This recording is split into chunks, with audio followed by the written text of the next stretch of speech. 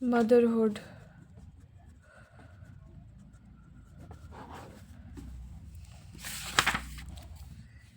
We often hear that women are by their nature more caring and nurturing, and that motherhood is the most valuable gift that women enjoy.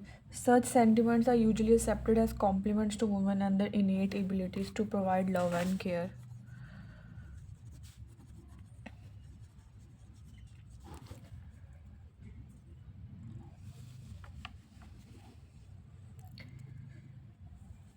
And to be able to sacrifice their own needs for those of others. However, such seemingly complimentary assertions may very well conceal prevalent social biases against women. They may also work to the disadvantage of women. For instance, because of social and the cultural expectation, those women who may not wish to see marriage and motherhood as their primary function in life may feel like social anomalies.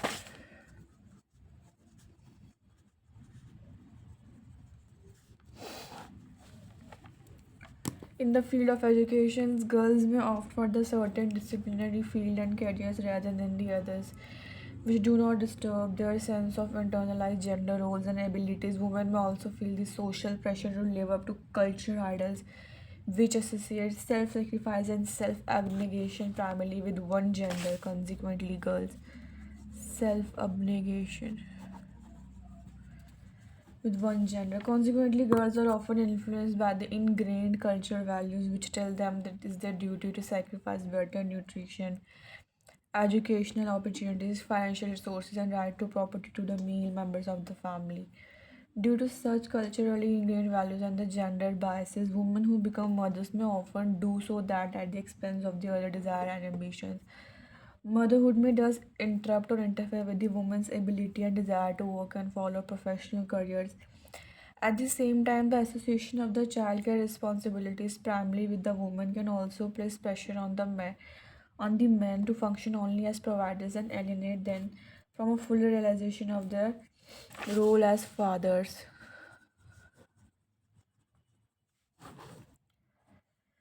Prescribed gender roles for women and men consequently impact the level of freedom in terms of personal choices exerted by both the genders. They also influence how women and men perceive their role as mother and father in a given culture.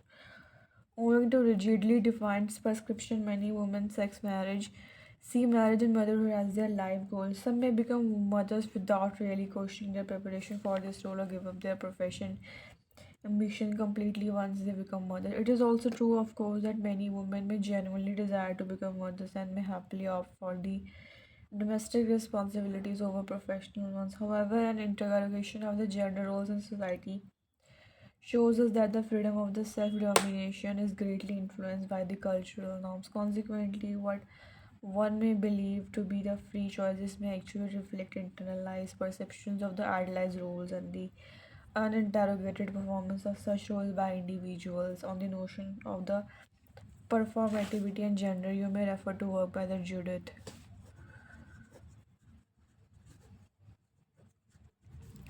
Women who become mothers of their own free will may also succumb to certain behavior and traits that are expected of mothers. For instance, they may be compelled to abandon pursuit of higher education goal, not seek employment, or give up established careers.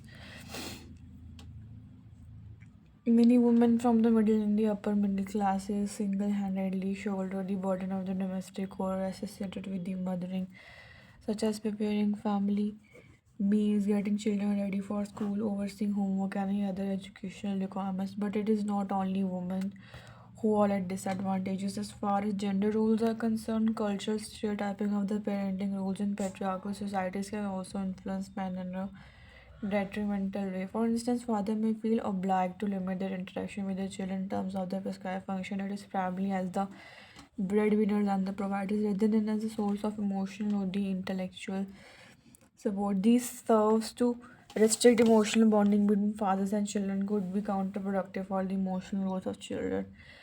It can also limit men's perception of their role as fathers and keep them from enjoying the pleasures of a more wholesome relationship with their children. An examination of the motherhood in the context of the gender roles that helps us to take a serious look at the notion of freedom of choice.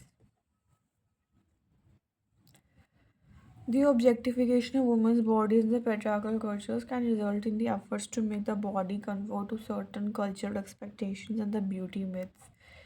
In terms of maternal body, this has specific implication. Feminist scholars in the West have noted that the maternal body is disciplined into conforming with set patterns of the behavior and appears. In the US, for instance, some feminists like the Eva Federikite and the Jana have emphasized the impact of patriarchal control and power on the women's bodies, pregnancy, and childhood. In contemporary time, these larger power systems may include capitalism, racism, and the other forces. These larger forces impact how relations and the identities get defined at the micro level. For instance, the unpaid work performed by mothers, including childcare and the housework, may benefit both patriarchy and capitalism. This is because women's unpaid housework sustains male dominance as well as provides economic benefits to one part of the population at the expense of other. When seen from this perspective, it is not patriarchy alone that is responsible for the oppression of women and mothers. Rather, patriarchy works together with the other repressive forces such as capitalism, racism, and the casteism. In each of these hierarchical systems, those with less power become the victim of the various kinds of oppression.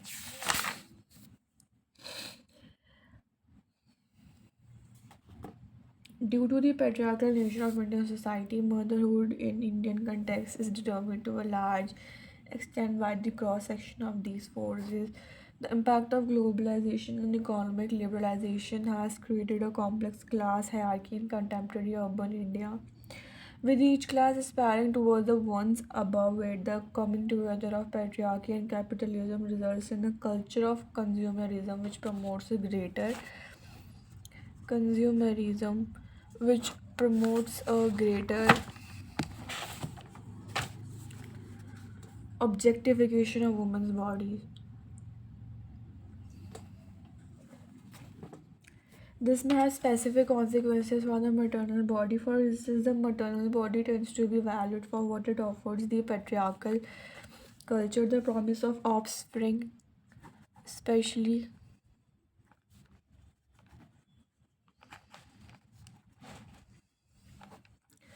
who will continue to ensure the sustenance of the patrilineal society. It is thus reduced to its reproduction functions and identified primarily with the idea of the womb as vessel or container, while the reproductive function is overvalued in this process.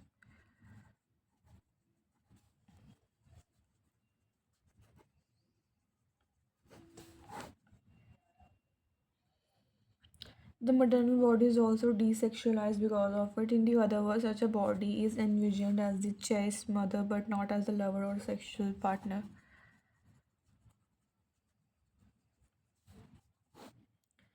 Similarly, the non maternal but the sexualized female body may be devalued since it is perceived primarily as a sexual object.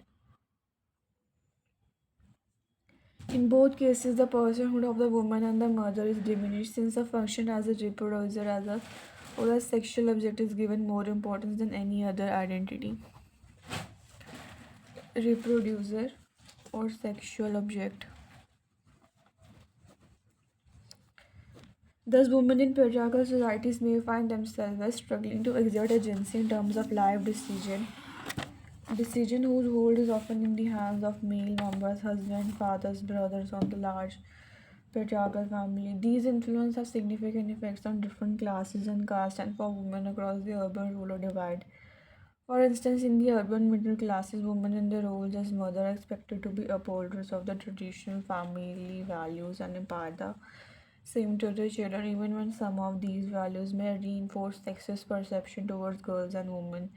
These may include the subordination of the wives and daughters to the husband or the subservience of the wives to the in laws.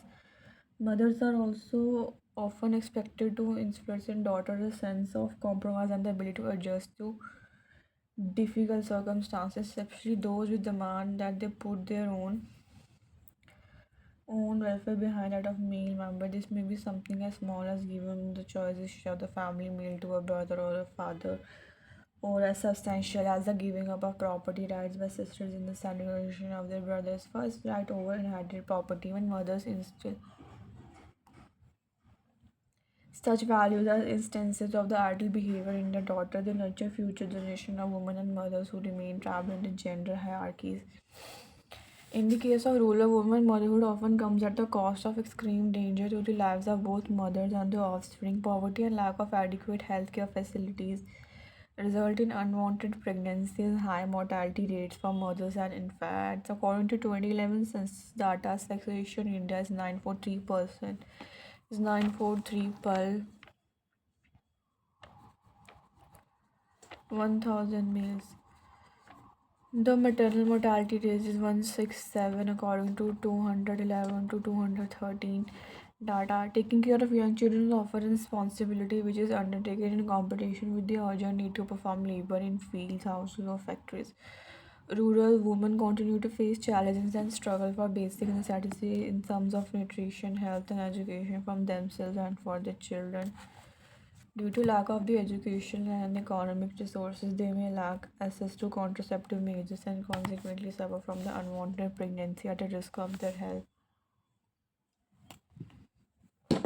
or be unable to take decisions regarding the number of children they produce. Many rural women working in the agriculture sector perform labor both outside and inside the home. However, much of this work goes unrecognized due to gender biases. According to 2011 census, working hours of the rural women is 25.6 and men is 51.7.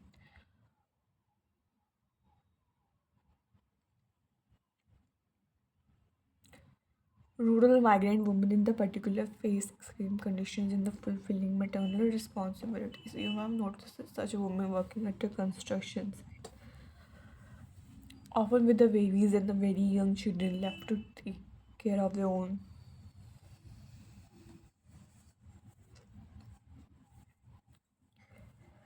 Safety in the dangerous conditions nearby, the option of the providing security, nutrition, and education facilities to the children, something not available to many poor women.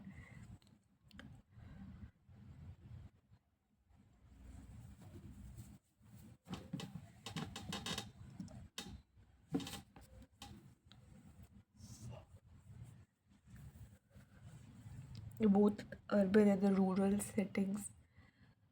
Many migrant rural women are employed by the middle class and upper class. Urban households has maids. Even when childcare and the mothering work is performed by maids, caste and class are mostly always upheld.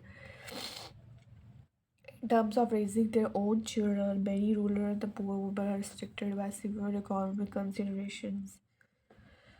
Reproductive rights are the right to choose how and whether or not to bear a child, are an indicator of women's personal freedoms in many societies. In many Western countries, the antagonism between the pro choice and the pro life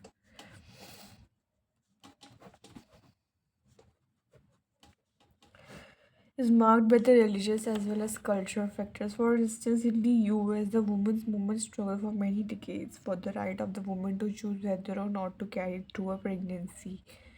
In 1973, the Roe vs. Wade case awarding a single woman from Texas the right to terminate her pregnancy became a landmark judgment in the terms of the Roe vs. Wade case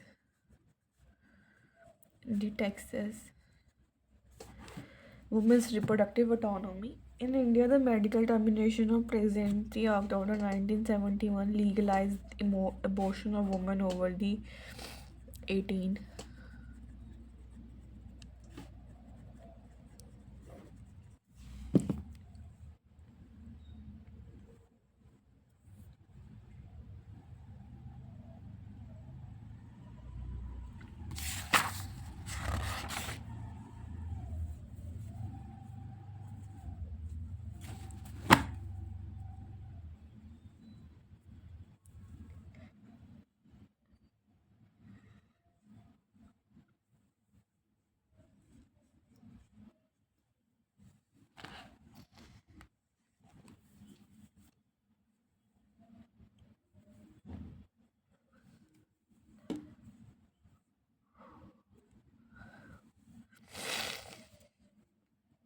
However, despite legal rights, many cultural restrictions continue to limit the choices that women can exert in terms of their reproductive rights. For instance, both female feticide remain ongoing problems in a culture which privileges son and sees a girl child as a burden, if not a curse, to be borne by the family. Tendon and Sharma describe female infanticide in the following words: "It is a deliberate and the intentional act of killing a female child within 1 year of its birth, either directly by using poisonous organic or the inorganic amylase, or indirectly by deliberate neglect to feed the infant by either one of the parents or other family members." Although sterilization procedures have been declared illegal in India, many young mothers are still forced to go through these illegal procedures and to abort female fetuses. Female infanticide also remains a persistent problem across urban and the rural India. The infant mortality rate is 41 to 2013 data. Moreover, as we have previously noted, many girl children, even when they do survive, continue to suffer disadvantages in terms of nutrition, education, financial resources, and employment opportunities. Adoption practices still reflect a son bias in our nation, with a large number of parents preferring to adopt male children.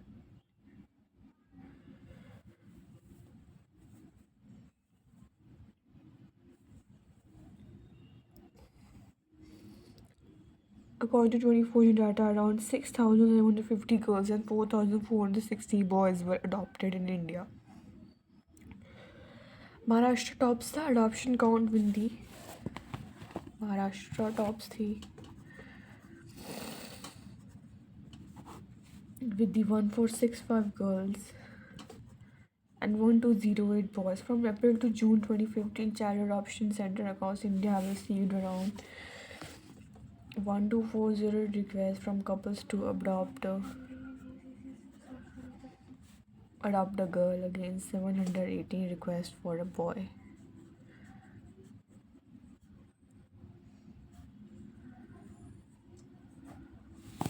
As we have seen above, capitalists and the consumerist forces exert a vast influence on the ongoing objectification of the maternal body. Surrogacy, which involves providing one's womb for gestational purposes, very often in return for monetary advantages, has become a contested and the hotly debated institution in India. Surrogate mothers often tend to be poor or older women who choose to rent out their homes in exchange for financial benefits. Surrogate mother performs a kind of work which is monitored and controlled by those with the greater power and resources. Based on a contract between the biological and the surrogate mother, surrogacy is not treated as an industry. As such, it is an indicator of the influence of the commercial and capitalist forces on the mothering. But the surrogacy can also be misused. Women who are severely constrained by the poverty may choose surrogacy as a method of the economic survival. In such cases, it can lead to the exploitation of women's poor bodies by those with the greater financial resources, especially by foreigners looking for cheap surrogacy options in the third world countries. Although the state has imposed many regulations on surrogacy in India, with recent restrictions on non-Indian parents attempting to hire Indian surrogate mothers, it still remains an area of the concern. Surrogacy practices continue to reveal to us the extent to which the female body is perceived and utilized as a reproductive vessel, with little concern regarding the personal agency of women who choose to become mothers. As you have seen, reproductive rights and reproductive practices are as a reflection to the extent to which the mothering as an institution is still deeply marred by the gender, class, and the caste biases.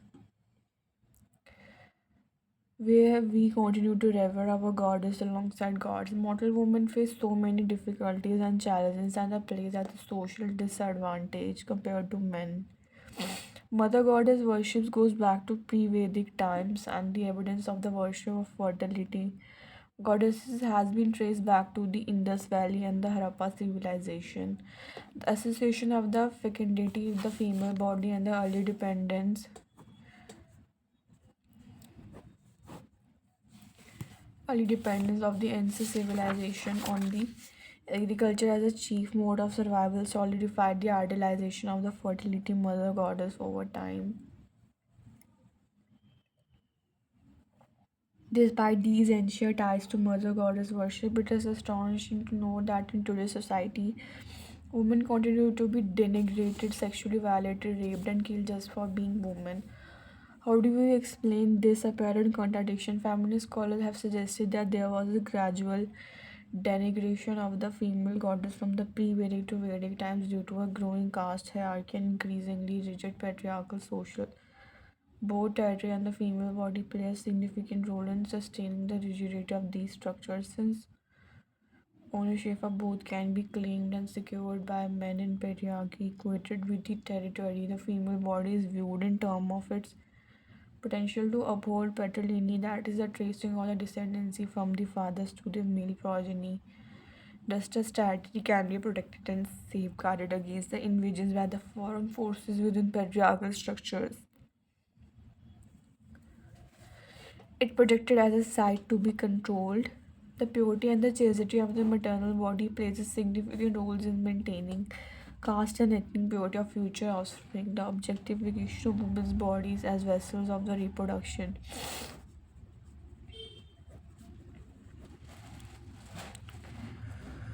helps to sustain patriarchal control over class and caste structure. Symbolic representation which associate the maternal body with the territorial land or the consequently embedded in culture, as seen in common expressions such as Mother Earth and Mother Nation.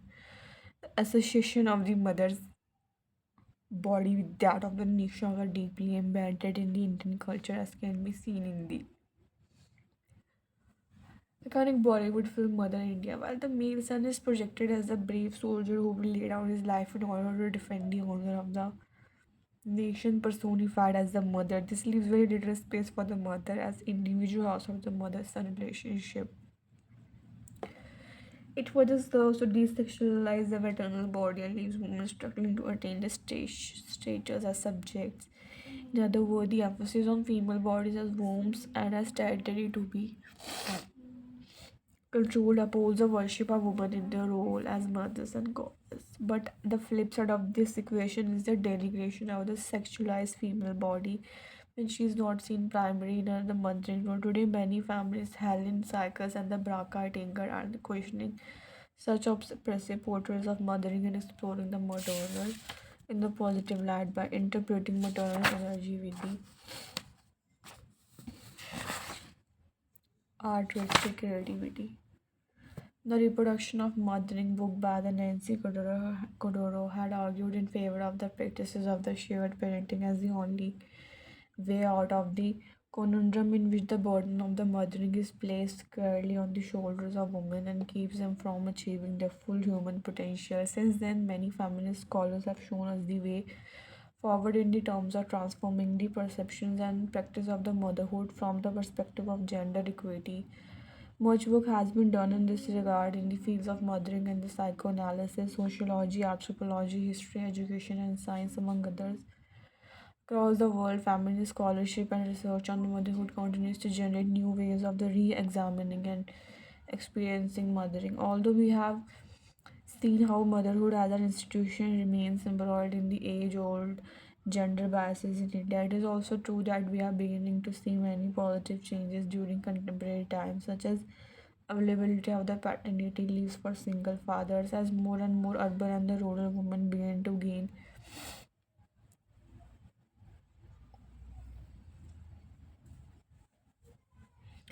educational capabilities, employment, and economic independence. They are able to chart out their individual destinies as women and mothers with the greater degrees of the freedom. Traditional family and social structures still continue to limit the choices that women make in terms of the marriage and the motherhood.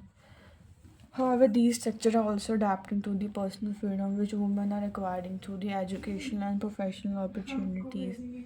As an increasing number of men become active participants in parenting and childcare, gender relations begin to reflect a more equitable balance between genders, and both the motherhood and fatherhood are redefined.